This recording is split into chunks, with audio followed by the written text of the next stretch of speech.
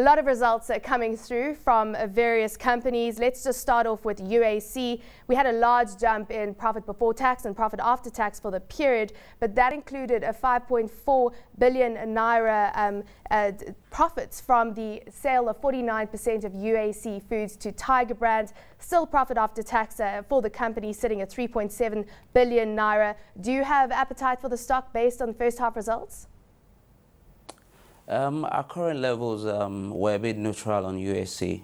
As you clearly highlighted, part of the boost in performance has come from the extraordinary income from the sale of that subsidiary. In terms of operations, it's been able to sustain sort of a moderate level of operational efficiency. Sales are doing quite fine. But I think overall, when we look at the valuations, we're not entirely comfortable. So as of right now, we're neutral on UAC.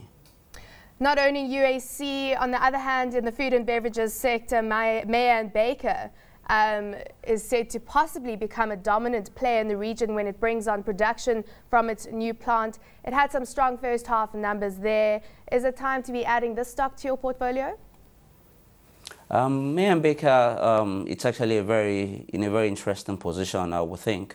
Like you said, there's been a bit of effort in terms of capacity expansion. You might also be aware that the CBN has actually started with 200 billion pharmaceutical fund, which we believe that the likes of Mayer & Baker could also tap into. At the same time, you're having multilateral bodies like the WHO, the World Bank, making targeted efforts within that pharmaceutical space just to support those companies. So it's looking like, it's painting a rosier picture than what we had about a year ago. As you mentioned, Mayer & Baker is one of the dominant players within that segment. They are looking to actually broaden their footprint. And based on the track record of operational performance, we think it's something that they could actually be able to achieve.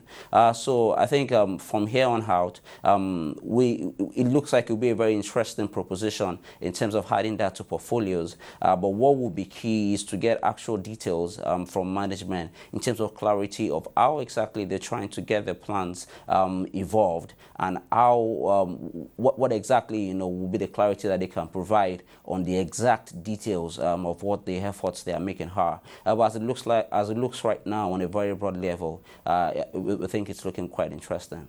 Another stock in the food and beverages sector that came out with results yesterday, Unilever, half-year earnings increasing 15.5% to 13.5 billion naira, profit before tax rising 36%, profit after tax rising 56% to 1 billion naira. Both higher than forecast there. It has strong brands in its stable, double-digit growth for the last 4 years. Is this a company that you like at 28 naira? For Unilever, the performance has largely on the top line level been driven by price increments, basically just to compensate for rising input costs in terms of some of their petroleum-based products, palm oil, and a few of those. We believe that that's what has sustained top line performance. But as you mentioned again, the profit line really is shown more significant improvements, and that's just coming on the back of significant restructuring efforts as recently as 2 years ago. After concluding that program and then paying out whatever they needed to do in severance costs, we're beginning to see admin expenses trend lower significantly. So you're seeing that percolate to bottom line. You're seeing clearly improved results. However, for us, we think that much of that is already priced in because these are initiatives that have been well communicated by management, for which investors have had an opportunity to see those initiatives gain traction.